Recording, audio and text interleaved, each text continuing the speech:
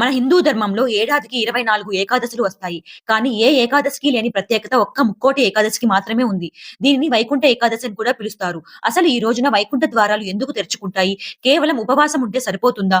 దీని వెనుక ఉన్న అసలు రహస్యం ఏంటో ఇప్పుడు తెలుసుకుందాం. చాలా మంది ముక్కోటి దేవతలు భూమికి వస్తారు కాబట్టి దీనిని ముక్కోటి ఏకాదశి అంటారని అనుకుంటారు.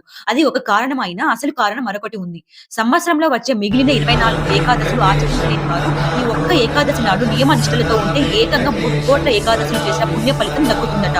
అందుకే దీనిని ముక్కోటి ఏకాదశి అని పిలుస్తారు. పురాణాల ప్రకారం కృతయుగంలో మురాసురుడు అనే రాక్షసుడు దేవతలను భయంకరంగా హింసించేవాడు.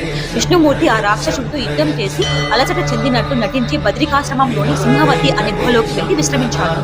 స్వామి నిద్రిస్తున్న సమయంలో మురాసురుడు గద్దెపై ఉన్న విష్ణువుని చంపడానికి కత్తి ఎత్తాడు. అప్పుడు విష్ణుమూర్తి శరీరం నుండి ఒక అద్భుతమైన తేజస్సుతో కూడిన కన్య ఉద్భవించింది. ఆమె తన కంటి చూపుతోని మురాసురుడిని భస్మం చేసింది. మేల్కొన్న విష్ణువు ఆమె శక్తిని చూసి ముగ్ధుడై ఈ రోజు నుండి